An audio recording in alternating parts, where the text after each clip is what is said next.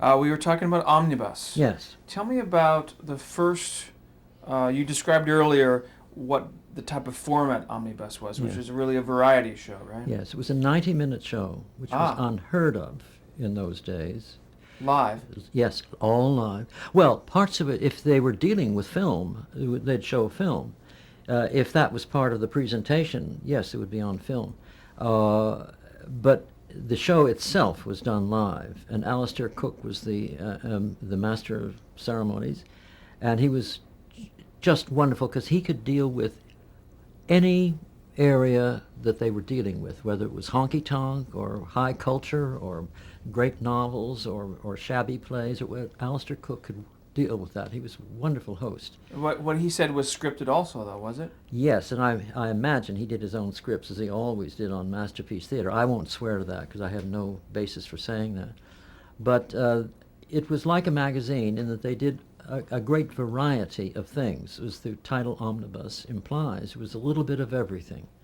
And it was in the cultural ghetto, it was called, on Sunday afternoon, when they knew that nobody would be looking at the commercial channels, and so they tried culture. It was as simple as that. And of course, it caught on. And this was PBS. Yes, You public said? television. Yes. Yeah, and I say it caught on, but you know,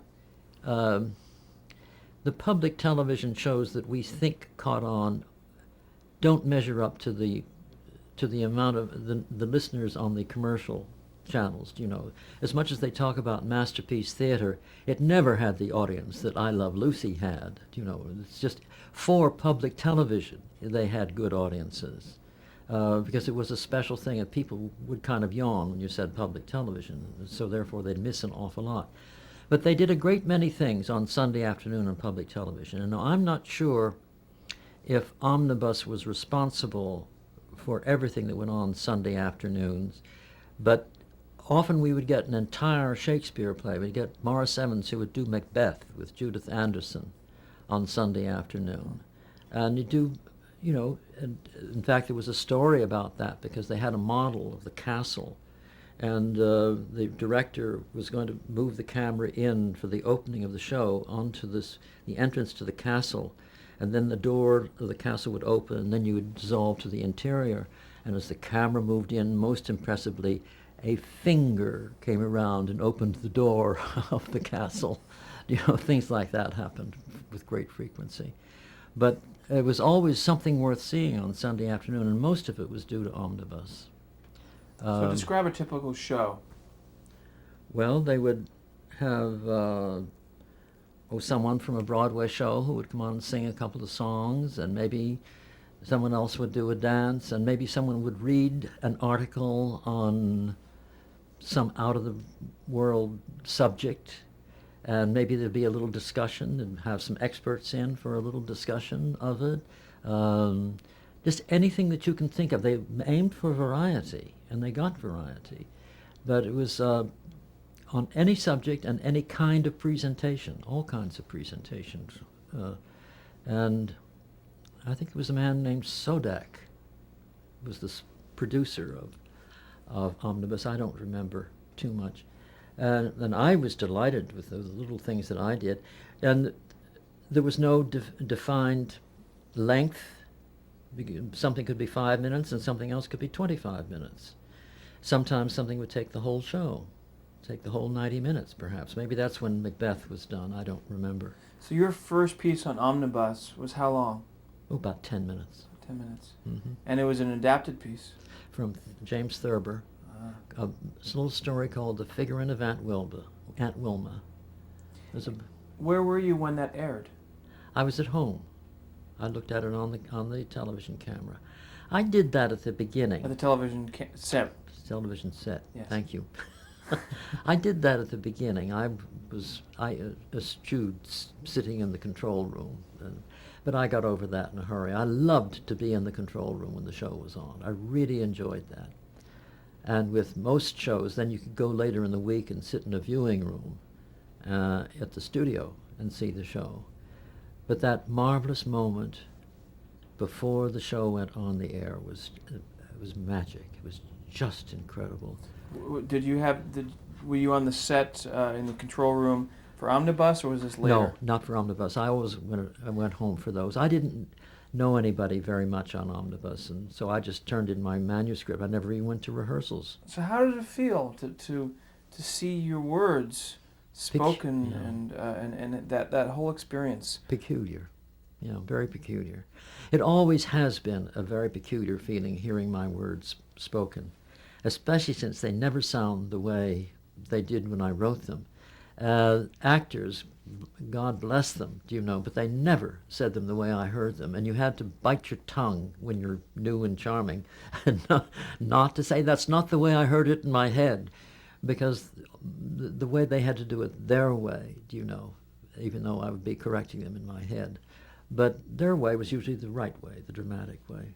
But it always was odd. Even today, when I put on the movie Dear Heart, and I listen to some of those, and it makes me, at first it made me very uncomfortable, as if somebody had copied it from me or something like that, No, it's always a very strange experience. I never quite got over that, of hearing your own words.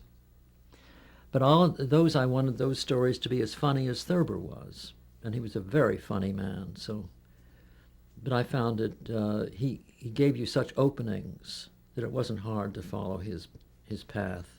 And they were based on short stories that he wrote. Yeah, very short, because he wrote an awful lot of short things. Okay. And that was about 1952. Right, 52, right? Yeah. So then, tell me about Medallion Theater.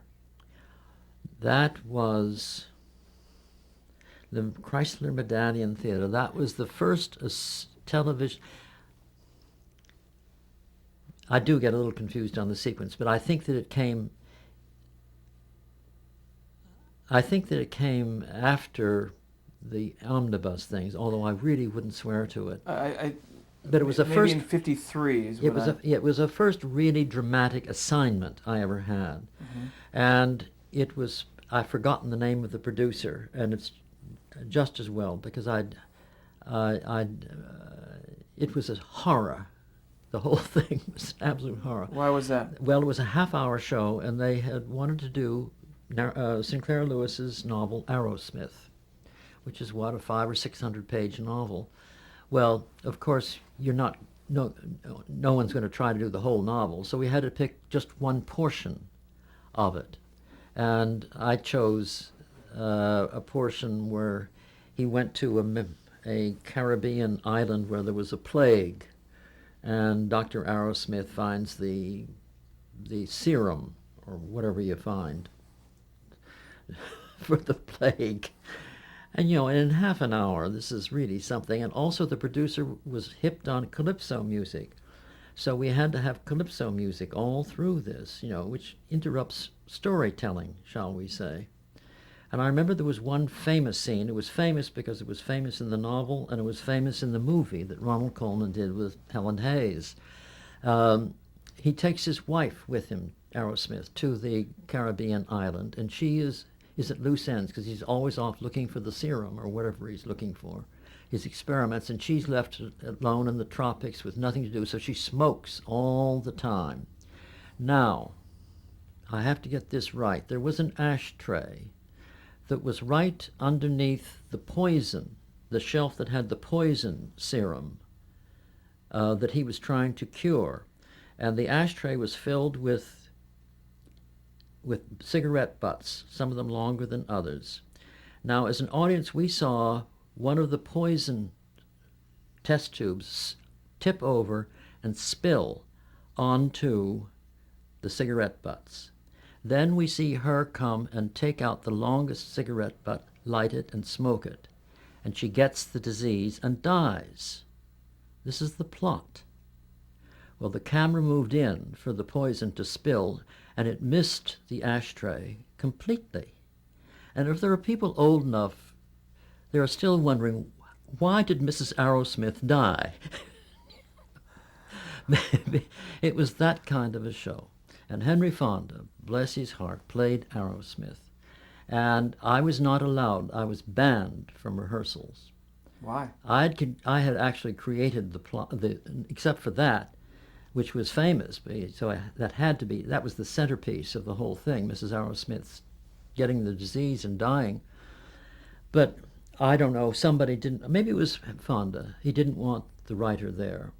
So I simply went to the reading and I was introduced to everybody. This is my first big show, too. But this was also, I think, Henry Fonda's first. Yes, he hadn't done anything before that, I don't think. So he was just an actor that came from theater that That's right. possibly made these demands. I can't think of any other reason why he would have accepted it. I understand that at the end of it, he stood in the middle of the studio and screamed, just out of pure anguish at everybody. He was a gentleman of all. He really was the gentlest, kindest, most considerate man. And that show, he just screamed at everybody when it was over. It was so terrible. It was just awful. Then, a couple of years later, Fred Coe was doing The Petrified Forest with Henry Fonda and Humphrey Bogart and Lauren Bacall. And Fred asked me to do the television adaptation. He says, "Oh, by the way, Fonda knows you." I said, "Oh, I'll just bet he knows me." He said, "No, he thinks you're wonderful." I said, "Okay, good." So we went into rehearsal, and he didn't say anything, and I didn't say anything. And they wanted to do a film opening for The Petrified Forest of Fonda walking along a desert road with the tumbleweed and all that, do a little bit on film. The whole show was live except for this opening. Well, I had never seen any filming of that kind, so I wanted to see it, so I rode out in the company car with him to the desert, along with the hairdresser and the costumer and all that. And we stopped for breakfast along the way. And in the middle of, Fonda didn't say much, he really was a very quiet man. In the middle of breakfast, bending over his eggs, he said, "The only other time I ever did live television was the worst experience I've ever had." And I thought, oh, here it comes. And he proceeded to tell the story of doing Aerosmith, and obviously did not know that I had been in any way connected with it.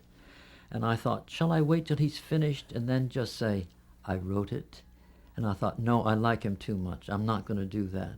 So I waited till there was a big party once at the Bogart's house, and he had a few drinks, and so I told him, and he laughed his head off. He thought it was the funniest thing he'd ever heard. But I had the worst and the best of Henry Fonda. And I was doing a show out in Hollywood when he was in the hospital dying, and the producer of the show, they were doing a live production of All the Way Home with Sally Field, and the producer knew Fonda, was one of his closest friends, and he'd been to the hospital, and he came in as we were about to go on the air with his show, and he said, "And Hank sent his best to you. He remembers you very fondly." And I thought, he's dying and he remembers. Well, he was a wonderful man. Wow. Getting back real quickly to Medallion Theater, that was on CBS? I think so.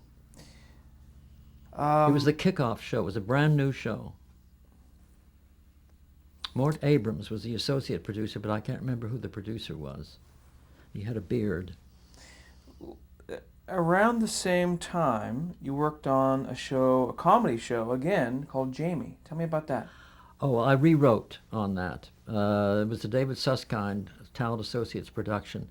It was a young boy named Brandon DeWilde, who had created a sensation in a play called The Member of the Wedding with Julie Harris and Ethel Waters, and in the movie of that too. And Brandon was beginning to grow up, and he was about 14, I think, when this came along. And they built a whole show around a little boy named Jamie and his relationship with his grandfather, who was played by Ernest Truex. And the first script they had for the pilot show didn't work out, and I rewrote it. That's really, but I had to practically make up a new story. It really was an original script.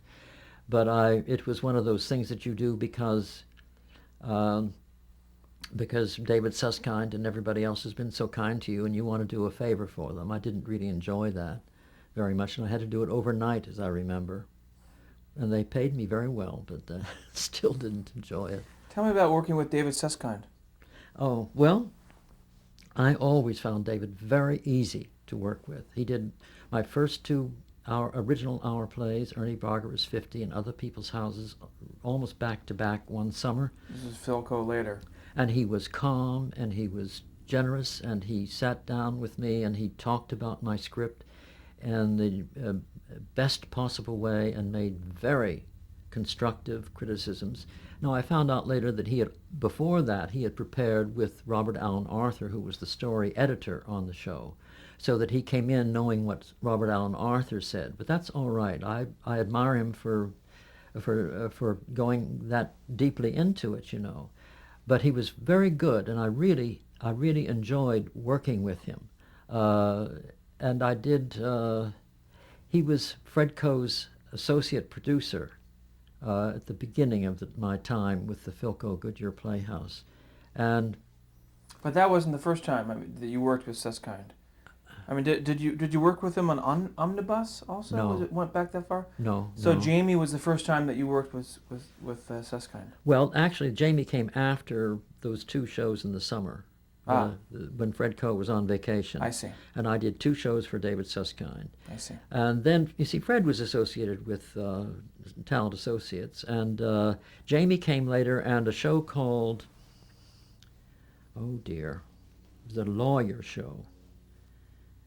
I did a couple of shows with half-hour kind of, they weren't thrillers, but they were about lawyers or about courts or about orphanages. I don't remember. I know that for a couple of them I used a fake name because I didn't really want credit for having done them because I didn't like the shows very much. At that point, how did a writer get work? I mean, how would one write for a show? I don't know. Just one thing leads to another. There was so much work around because there were so many shows on the air. I don't know, at the peak of the live television drama, I think there were 7 or 8 or maybe 9 original live dramatic shows every week of the year. July and August made no difference. The quality of the shows was just the same in July and August as it was in the dead of winter, the dead of the season. And there was one thing would lead to another. I did a show for Studio One. And I don't remember, it was before I became associated with Fred Coe. And I did a show for Felix Jackson at Studio One called Silent the Song, which was based on a Vina Del Mar story, or it was a woman's magazine story. I did the adaptation. And then Fred Coe, on the basis of The Haven, the play about adultery and suicide, on the basis of that, Studio One gave me an assignment. That was how that happened. Well, let's talk about The Haven. Yeah, all right. Tell us how tell us how that all came about, and then how you met when you first met Fred Coe. Yes. Well, I did tell you how I wrote it. That I studied the medium and that didn't work, so I just wrote a play I wanted to. Well, my agent by then was Priscilla Morgan. She hadn't sold a thing for me, but she was trying, and she was really making waves about getting me jobs. And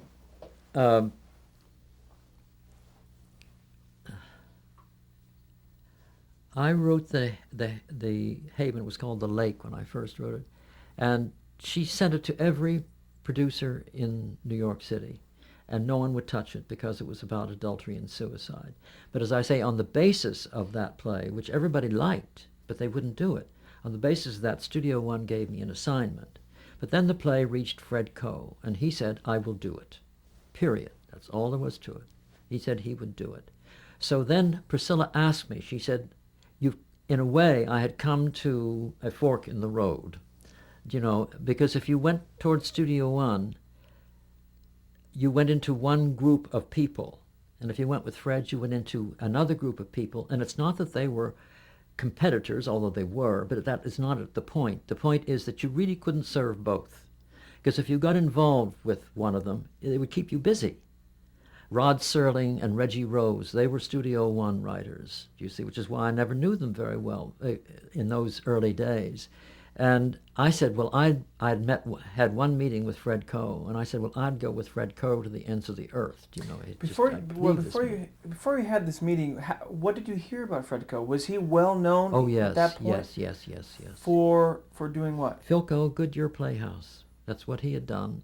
He had started that, and I think in 47, 48, somewhere in 48, there, with Delbert Mann and Paddy Chayefsky, and I think Horton Foote was in there very early too.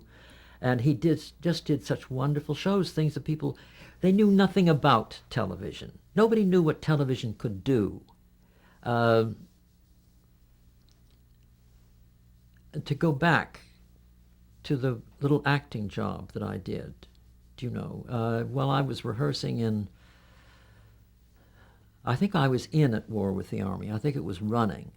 And my teacher from Amherst, Kurt Canfield, came to New York as an advisor at NBC on television drama. Nobody knew how to do any television drama. They didn't know what to do. Was it movies? Was it stage? What was it? It wasn't radio. What was it? It was nothing. It was none of those things.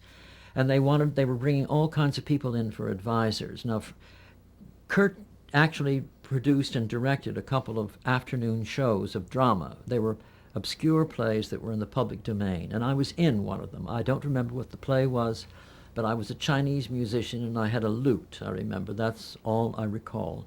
And a lovely actor named Ernest Cossart played the leading role.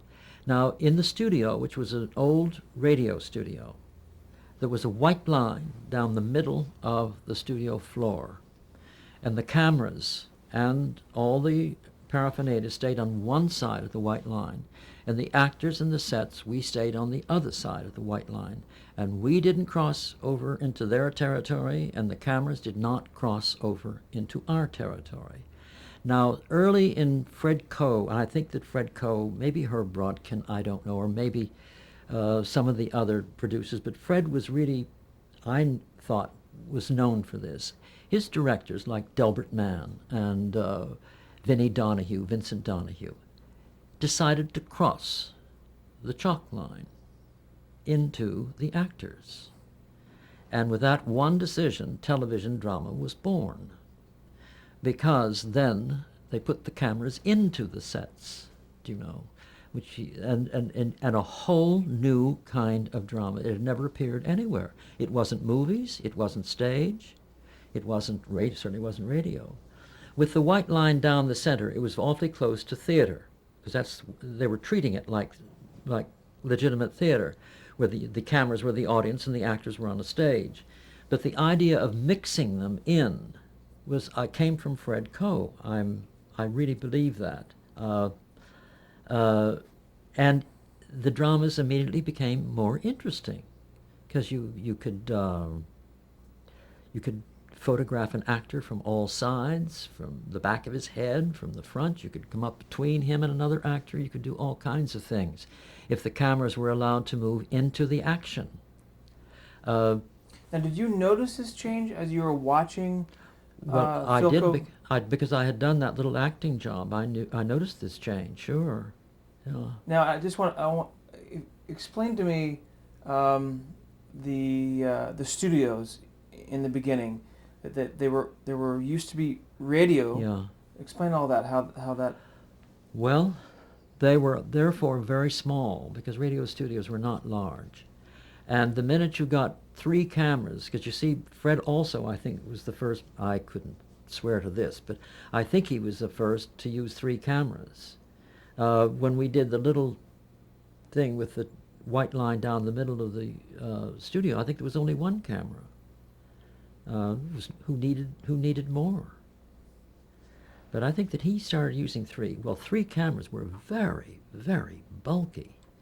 And in those little radio studios, you know, once you got the camera in there was almost no room for the actors in the sets. So right away, those studios were everywhere. There was one down over Grand Central Station that I was on for some reason or other. Don't ask me why, I don't remember. But I remember going down there a couple of times. And then movies the art movie houses began to fail because of television, and they were transformed into television studios. That was the next step, you know. And if New York City had had 1 ounce of sense in 1955, they would have gutted the west side of Manhattan and built a television city, and the whole industry would have been there. But they almost said, oh, it will go away, it's a passing fancy. So the CBS television city was built in Los Angeles, and Burbank for the NBC, and then the movie studio, and it all went out to California, and New York City was left holding the bag. It really was, because everything left toward the end of the 50s and the early 60s. But the studios had to adapt to the space that they had. So, for example, if the 2 biggest studios at NBC were on the 4th floor, and for G and, or maybe it was the 6th floor, G and H were the 2 of them. H was smaller. G was for bigger productions. You could not get into H more than 2 or 3 sets, and maybe a corner of a set, so that the writers could only write 2 or 3 sets and maybe a corner. No exteriors, because exteriors were absolutely unbelievable on live television. So you'd have a porch, a part of a porch with a rocker, and then the prop man would hold a branch over the camera, so you'd see some leaves, and you say, oh, we're outdoors, we're on a porch. And the living rooms would be used. There was no money to build new sets, so the same living rooms would be used again and again. They changed the drapes and changed the upholstery and they changed the slip covers on the sofas. The writers were forced to find a place where more action. We all were writing domestic plays. That too was a part of it. I don't know why that is true. But most of ours were about families and about goings-on in houses and homes and so on and so forth. And the writers were forced to find the place where more action could take place. And this was in the days before Hollywood and everyone else discovered the bedroom. But the room where most could happen was the kitchen. So the plays became known as kitchen plays, because you could have people passing in and out, coming home from work, going off to school, before going to bed, getting up in the morning. The kitchen was a wonderful room, and it was used, which is why on the Philco Goodyear, if you were a Philco show, you made sure there was a Philco refrigerator in the kitchen, not a General Electric. This was the beginning of the television drama. And it all went on in accord with economics and space.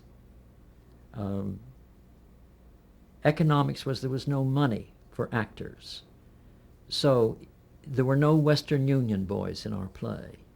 The leading lady came in and said, a Western Union boy just left this telegram, but you never saw the Western Union boy. If there had to be children in a family, but they weren't involved in the story, the children were away at camp. They were not present because we could not afford those actors. So the casts were cut down to 5 people at the most. You could do 6 maybe. Usually 4 was perfect. And because the sets were so kind of cheesy, the directors like Delbert Mann and Arthur Penn and Vinnie Donahue began to move into faces. So let's stop right there.